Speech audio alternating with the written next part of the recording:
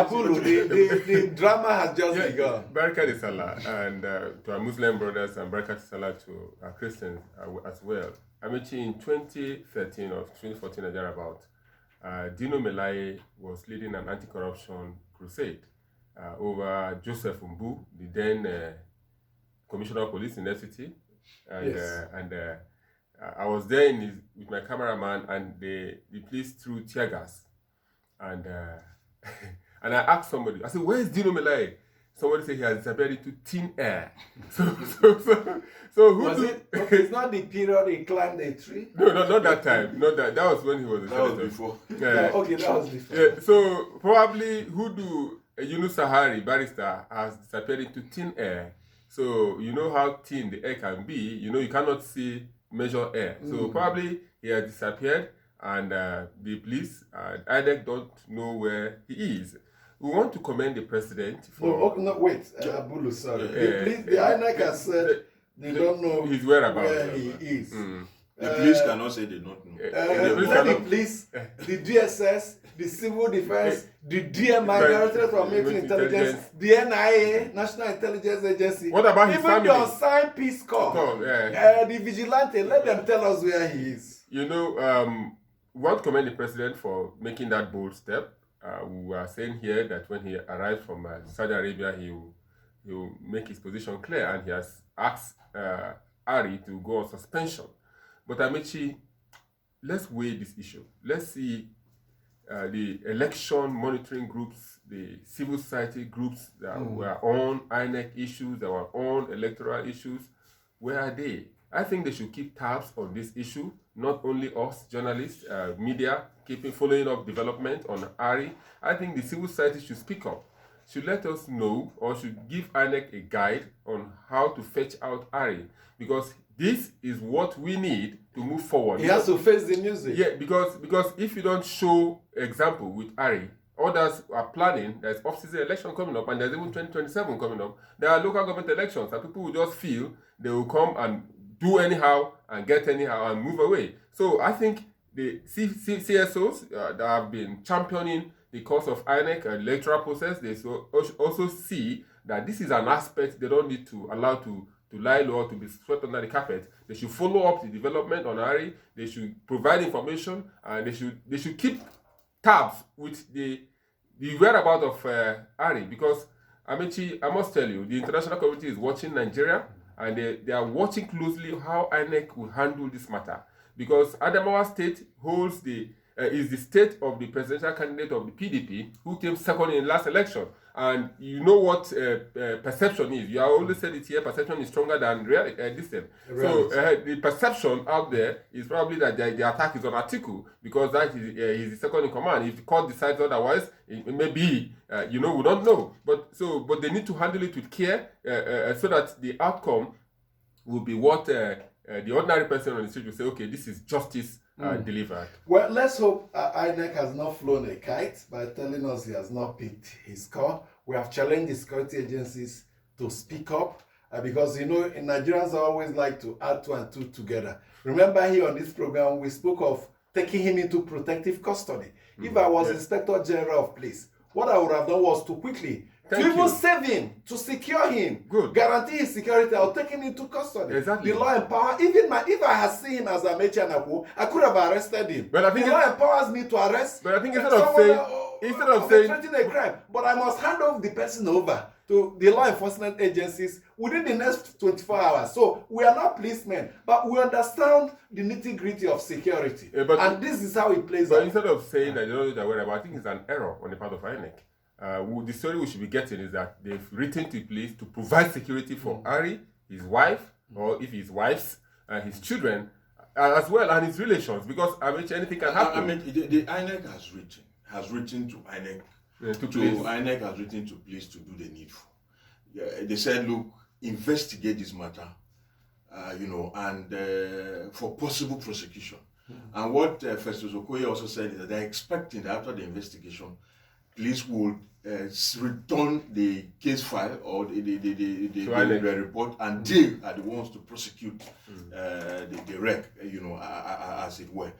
I'm not sure it's the duty of INEC. Don't forget, even when their national commissioners were attacked, they raised alarm. They were calling on the security agencies openly that they should protect everybody that was involved in that. Well, I think we have gone beyond, but I'm also happy that the process, which I keep mentioning, is being followed.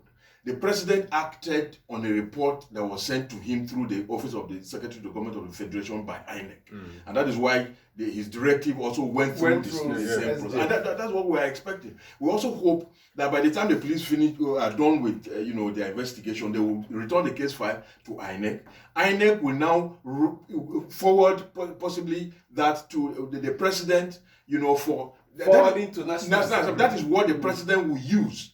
Possibly, if I don't want to believe he will wait till he will wait till the man is prosecuted and all of that. As soon as he gets the prima facie case file as he doesn't even need he has already directed the appointing power. Yeah. If he believes this man is not up to is below board, he gets rid of He's him. already This is sent a him long on process. suspension. A long He has already process. sent him on suspension. All he needs to do It's a is to system. write to the National Assembly saying this man I Withdraw. nominated. Yeah. I don't like him again. And that kind of thing. That's what most Nigerians would think should be done. But it's a process, and we must guide it in a way that is not abused. No. So that tomorrow another president will not just sit and say he doesn't like. When the president appointed him, he didn't do all those processes. He just sat down on his table and said, I like this man. I think he can do this job. Same way, if it's time to fire, the president will say, I don't think this man can do this The job. president And has the process directed starts. and he has sent him on suspension already. Now, He cannot perform any function. Recall the last directive. Don't forget the Ararume's case. Don't forget it. Yes, no, Ararume's case is different. There are procedure. Now, recall the last time the president visited Kuje Correctional Center after it was invaded by terrorists. What did the president say after? Right there and then in public. He charged the security agencies to investigate and turn in the report to him. It don't reach 1 year. We are not taking count. Now, what has happened since then? We're excited and we commend the president for taking action, but we also want to remind the president that we have memory. We keep tabs. And that's why we're going back in history to the directive he issued to them. I want a report on this. Now, the question is, did they investigate and carry out the presidential directive? Did they submit any report? Did they report to the president? The Minister of Interior told State House correspondents some months ago that they have, is it that they're almost turning in the report that they have turned in? What has happened? To our knowledge, nothing. So you can safely presume that nothing happened. Now, this should not follow that process. I hope you're not walking into the same trap Shola Jaisimi walked himself through, where he made a bet here that Buhari will not do anything, will not take any action. And we told him no. do He something. has just acknowledged that he has lost. I wish he placed money on it. So He has accepted. We didn't place any money. No, he didn't place any This is money. not a betting station. So he has accepted that the president beat him to it, and we promised him that the president will beat him.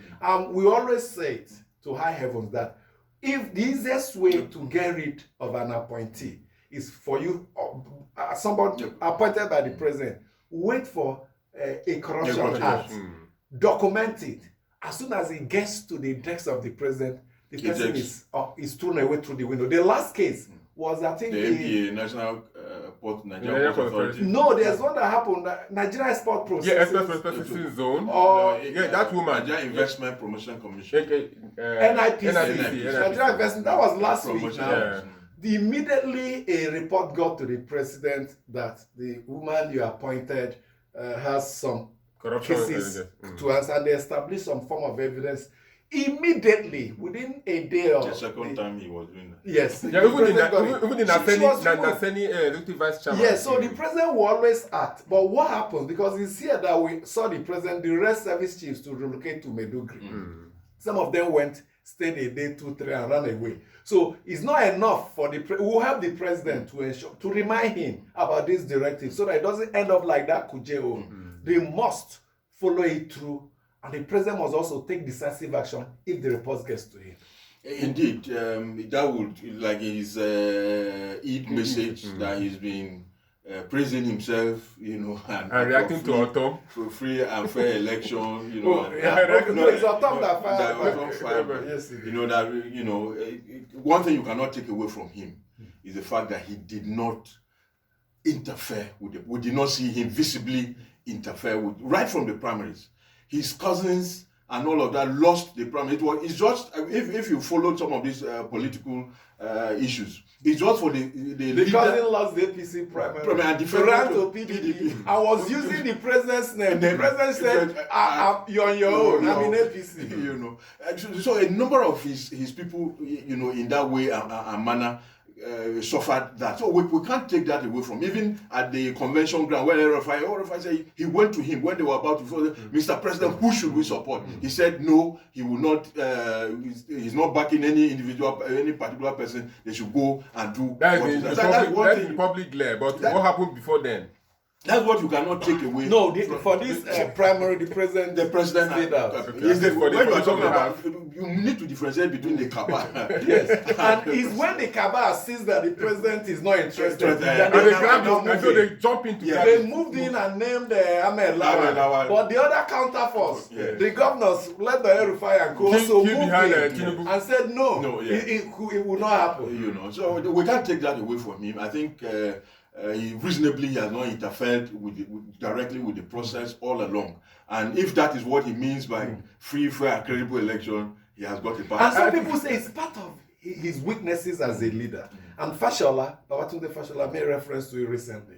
That once the president gives you an assignment, he goes to sleep.